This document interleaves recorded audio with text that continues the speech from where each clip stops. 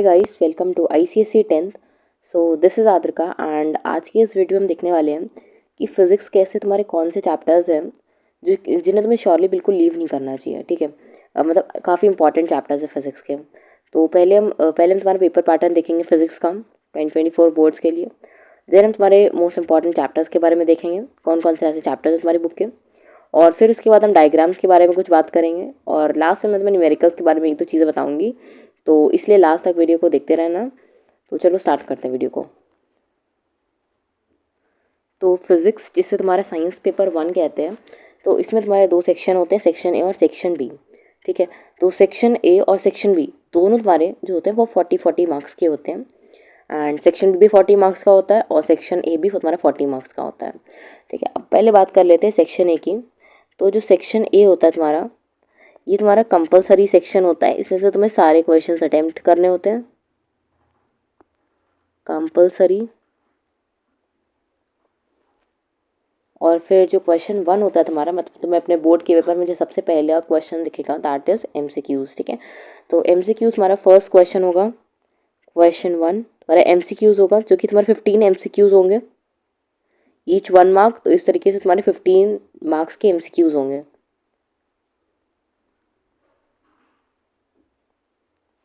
ठीक है, तो 15 मार्क्स के MCQs होंगे और ये हर चैप्टर से होंगे।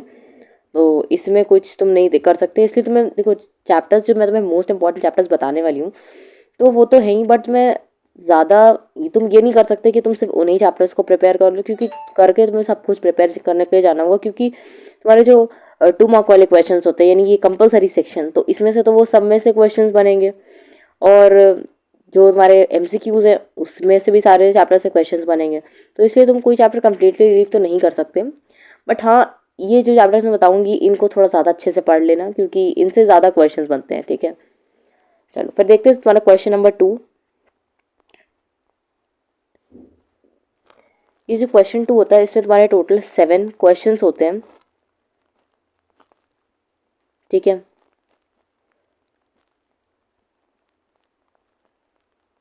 टोटल तुम्हारे 7 क्वेश्चंस होते हैं और ये जो तुम्हारा क्वेश्चन नंबर 2 होता है, ये तुम्हारा 15 मार्क्स का ऑलमोस्ट बनता है। ठीक है, 3-3-2 करके इस टाइप से वो बनता है। तो ये टोटल तुम्हारा 15 मार्क्स का क्वेश्चन बनता है। ठीक है, और ये कंपलसरी क्वेश्चन होते हैं, इसमें तुम्हें सारे क्वेश्चन अटेम्प्ट करने होते हैं। ठीक है, सिमिलरली इसी की तरह तुम्हारा क्वेश्चन नंबर 3 होता है, जिसमें भी बस क्या होता है, क्वेश्चंस इसी टाइप के होते हैं। डायग्राम वाले क्वेश्चंस भी हो सकते हैं, न्यूमेरिकल्स भी हो सकते हैं, और मतलब सारे टाइप के क्वेश्चंस, शॉर्ट क्वेश्चंस भी हो सकते हैं, सारे क्वेश्चंस इंक्लूडेड हैं। और इसमें तुम्हारे 5 क्वेश्चंस होते हैं, ऑल 5 क्वेश्चंस होते हैं एंड इसमें तुम कह सकते हो कि सारे 2 मार्क के क्वेश्चन तो होते हैं। ठीक है, ईच 2 मार्क्स। ठीक है, यानी कि 5 × 2 ये तुम्हारा 10 मार्क्स का क्वेश्चन बनता है। ठीक है, तो 10 मार्क्स से तुम्हारे लिए क्वेश्चन होता है। तो ये इस तरीके से तुम्हारा सेक्शन ए कंप्लीट होता है। तो यानी 15 मार्क्स का MCQs, 15 मार्क्स के 7 ये वाले क्वेश्चन और फिर 10 मार्क्स की ये वाले क्वेश्चन। तो यानी कि तुम्हारा टोटल कितने का मार्क्स का, 40 मार्क्स का सेक्शन ए टोटल हो गया। ठीक है, अब सेक्शन बी में तुम्हें चॉइस मिलती है और सेक्शन ए के लिए ही तुम कोई पर्टिकुलर चैप्टर्स कर नहीं सकते कि पर्टिकुलर चैप्टर्स करोगे तो फिर इतने सारे क्वेश्चन जो सेक्शन ए में तुम्हें कंपलसरी करने हैं वो तुम कैसे करोगे। तो इसीलिए तुम्हें सारे चैप्टर्स करने हैं फिजिक्स की। पहली बात तो तुम ये अपने माइंड में समझ लो। ठीक है, अब बात कर लेते हैं एक बार सेक्शन बी की। ठीक है, तो सेक्शन बी जो तुम्हारा होता है, ये तो इसमें तुम्हें क्या होता है, चॉइस मिलती है। अब चॉइस कैसे मिलती है कि टोटल तुम्हें 6 क्वेश्चन दिए होते हैं, आउट ऑफ विच तुम्हें मतलब 6 क्वेश्चन होते हैं, उसके सब पार्ट्स होते हैं, सब क्वेश्चन उसके होते हैं और उसमें से तुम्हें कोई 4 अटेम्प्ट करने होते हैं। ठीक है, तो 4 आउट ऑफ 6 तुम्हें अटेम्प्ट करने होते हैं क्वेश्चंस। और हर एक क्वेश्चन जो तुम्हारा होता है, हर जैसे 4 क्वेश्चन अटेम्प्ट करने हैं, तो ईच क्वेश्चन तुम्हारा कितने मार्क्स का, 10 मार्क्स का। इस तरीके से तुम्हारे 40 मार्क्स का सेक्शन भी हो जाता है। ईच क्वेश्चन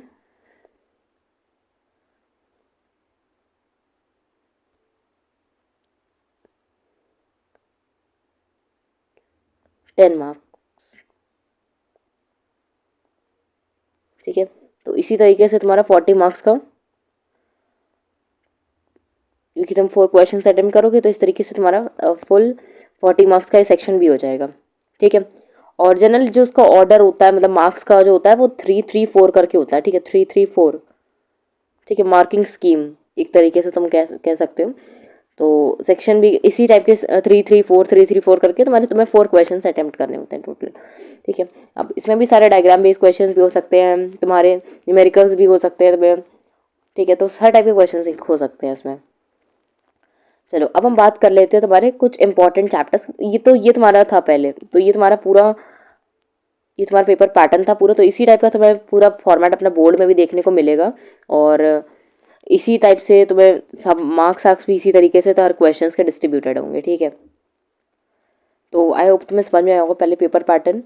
चलो अब देखते हैं हम कौन से तुम्हारे इंपॉर्टेंट चैप्टर्स हैं, मोस्ट इंपॉर्टेंट चैप्टर्स जो हैं मेरे अकॉर्डिंग इंपॉर्टेंट चैप्टर्स हैं, ठीक है, जिन्हें मैंने भी जब लास्ट ईयर अपने बोर्ड्स दिए थे तो ज़्यादा इन्हें थोड़ा सा एम्फोसाइज करके पढ़ा था, ठीक है। तो फर्स्ट जो तुम्हारा आता है चैप्टर, दैट इज फोर्स, ठीक है, फोर्स हमारे एक इम्पॉर्टेंट चैप्टर है। फिर मतलब ये ऊपर जो फर्स्ट 3 चैप्टर्स दिए मैकेनिक्स के, फर्स्ट 3 चैप्टर्स जो तुम्हारे हैं, फर्स्ट चैप्टर फोर्स है, सेकेंड चैप्टर तुम्हारा वर्क पावर एंड एनर्जी है, वर्क पावर एंड एनर्जी।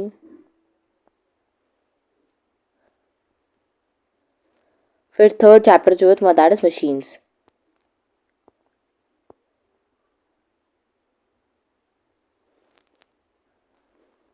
फिर जो तुम्हारा फोर्थ चैप्टर है वो तुम्हारा लाइट वाली यूनिट से, यानी कि refraction of light at plane surfaces.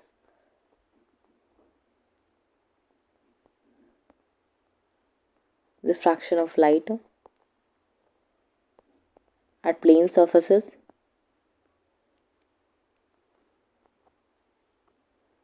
ठीक है। फिर नेक्स्ट तुम्हारा चैप्टर है फिफ्थ चैप्टर, लाइट की यूनिट का है रिफ्रैक्शन थ्रू लेंस।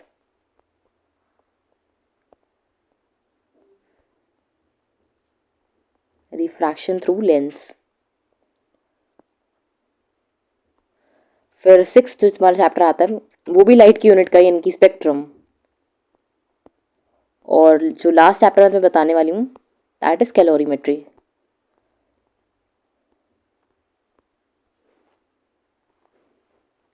कैलोरीमेट्री, ठीक है। तो मेरे अकॉर्डिंग ये कुछ 7 चैप्टर, ये जो 7 चैप्टर्स मैंने तुम्हें बताएं ये सबसे ज़्यादा इंपॉर्टेंट चैप्टर्स हैं, ठीक है। तो इन्हें ज़्यादा अच्छे से थोड़ा सा एम्फोसाइज करके पढ़ना। और बातें मैं अभी तुम्हें बता रही हूँ, अब डायग्राम्स वाली बातें करते हैं चलो हम लोग।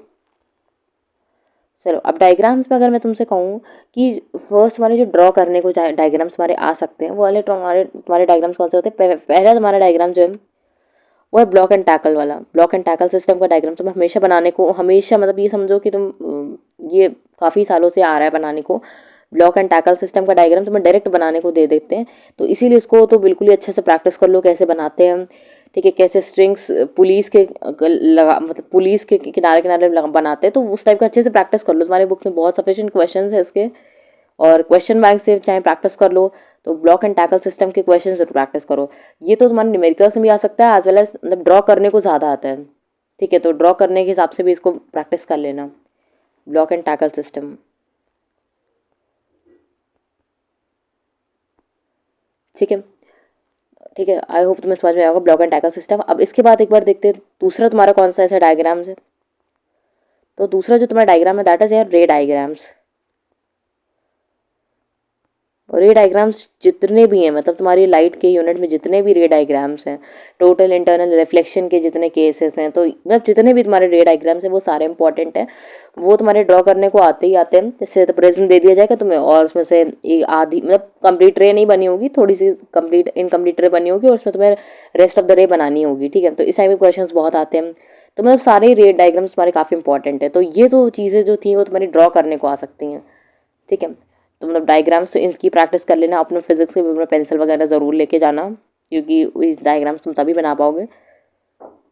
पेन से मत बनाना, वरना पेन से गलत अलग हो जाता है, तो फिर बहुत पेपर में मतलब पेपर तुम्हारा नीट एंड क्लीन नहीं दिखता, ठीक है।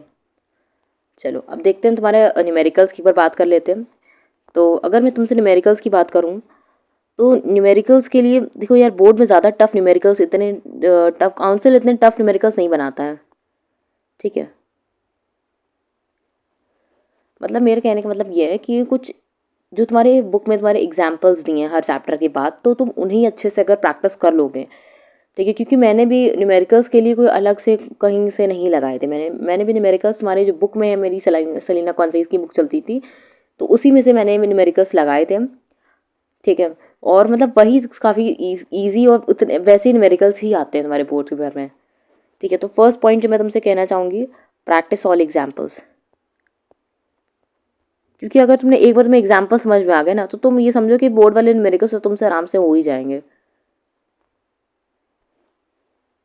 और तुम अपनी और अच्छी अगर तुम्हें और प्रैक्टिस करने न्यूमेरिकल्स, तो उसके लिए तुम्हारी जो बुक में होते उसी में कुछ और न्यूमेरिकल्स दिए होते हैं, न्यूमेरिकल्स का सेक्शन बना होता है, तो उसमें से भी न्यूमेरिकल्स प्रैक्टिस कर सकते हो, ठीक है। अब एग्जाम्पल्स मैं इसलिए करती थी कि जैसे एग्जाम्पल से क्या होता है, एग्जाम्पल्स तुम्हारे उसका सोल्यूशन है तुम्हारे पास, अगर तुमसे बाई चांस गलत भी हो गए तो तुम्हारे पास उसका इंस्टेंट सोल्यूशन है देखने के लिए, ठीक है। तो इसीलिए एग्जाम्पल्स को ज़्यादा अच्छे से प्रैक्टिस करो।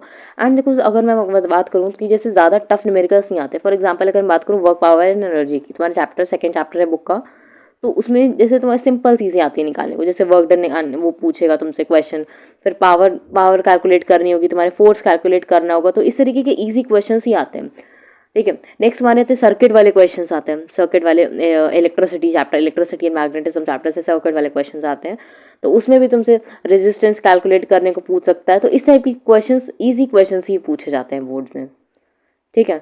एग्जाम्पल जैसे तुम्हारा फोर्स चैप्टर है, तो उसमें से मीटर रूलर वाले जो क्वेश्चंस होते हैं वो ज़रूर आते हैं, ठीक है। तो ये तुम करो, सर्किट वाले जो क्वेश्चंस होते हैं वो बहुत इंपॉर्टेंट होते हैं, मीटर रूलर वाले क्वेश्चंस बहुत इंपॉर्टेंट होते हैं, वो तुम्हारे मतलब बोर्ड में एक या दो क्वेश्चन तो उसके आ ही जाते हैं, ठीक है। ऐसे सिमिलरली तुम्हारी जो रेडियो एक्टिविटी चैप्टर है, तो उसमें से जो न्यूक्लियर रिएक्शन को बैलेंस करना होता है ना, तो वो भी काफ़ी ज़्यादा इंपॉर्टेंट है। कैलोरीमेट्री के सिंपल जो न्यूमेरिकल बेस्ड क्वेश्चंस होते हैं, सॉरी फॉर्मूला बेस्ड क्वेश्चंस होते हैं, वो आते हैं, ठीक है। सिंपल फार्मूला जैसे तुम्हारे Q is equals to ml और Q is equals to MC delta T, तो इस टाइप जो सिंपल फार्मूलाज है उनसे ही क्वेश्चंस आते हैं कैलोरीमेट्री में भी, ठीक है। तो इसलिए न्यूमेरिकल्स के लिए सिर्फ और सिर्फ अच्छे से एग्जाम्पल्स ही लगा लो, तुम्हारा सफिशिएंट हो जाएगा, ठीक है। तुम एक बार अगर जैसे तुम्हें एक बार में याद नहीं रहते कैसे स्टेप था, क्या स्टेप था करना था, तो इस तरीके से तुम दो बार प्रैक्टिस कर लो एग्जाम्पल्स को, ठीक है। क्योंकि मैंने भी यही करा था, मैंने कम से कम एटलीस्ट दो बार तो एग्जाम्पल्स लगाए होंगे अपने बुक के बोर्ड से पहले, ठीक है। तो इसीलिए बस आज के वीडियो में मुझे तुम्हें यही बताना था कि कौन से डायग्राम्स इंपॉर्टेंट हैं, कौन से चैप्टर्स इंपॉर्टेंट है फिजिक्स में, ठीक है। इंपॉर्टेंट है मतलब, लेकिन करने सारे ही हैं, क्योंकि आना तुम्हारा सब कुछ, सारे सारे चैप्टर्स में से कुछ ना कुछ पार्ट तो आना ही है, ठीक है। तो ये था आज के वीडियो के लिए, और फिर मिलेंगे अपने नेक्स्ट वीडियो में। अब जैसे तुम्हारा दिसंबर ऑलमोस्ट एंड हो गया और जनवरी तुम्हारा आ रहा है, तो जनवरी तुम्हारे लिए बहुत ही ज़्यादा क्रूशियल टाइम है, जिसमें तुम अपनी प्रिपरेशन अच्छी कर सकते हो, जितना अच्छे से PYQ सॉल्व कर सकते हो उतना अच्छे से करो, अपनी बुक का रिविजन जितनी अच्छे से कर सकते हो उतना ज़्यादा रिविजन करो, ठीक है। क्वेश्चन प्रैक्टिस मतलब PYQs खरीदो, अगर क्वेश्चन बैंक अभी भी नहीं खरीदा है तो फिर तुम इंग्लिश लैंग्वेज और मैथ्स का तो खरीद लो, मैं तुमसे बार बार कहती हूँ, क्योंकि इंग्लिश लैंग्वेज और मैथ्स का मेरे ख्याल से इम्पॉर्टेंट है। और स्ट्रेस बिल्कुल मत लो, सिर्फ और सिर्फ अपनी पढ़ाई पे ध्यान दो। आई विश तुम लोग अच्छे से 10th बढ़िया नंबरों से निकल जाएगा, तो इसीलिए अच्छे से पढ़ाई करो बस, और सब कुछ बढ़िया होगा, ठीक है। तो और भी अच्छे बहुत सारी मतलब वीडियोस की डिमांड कर रहे हैं ना, तो वो भी मैं बना रही हूँ मैं, और वो उसे जल्दी अपलोड कर दूँगी, तो उसे भी देखना। और इसीलिए मिलते हैं अपने नेक्स्ट वीडियो में, तब तक के लिए बाय।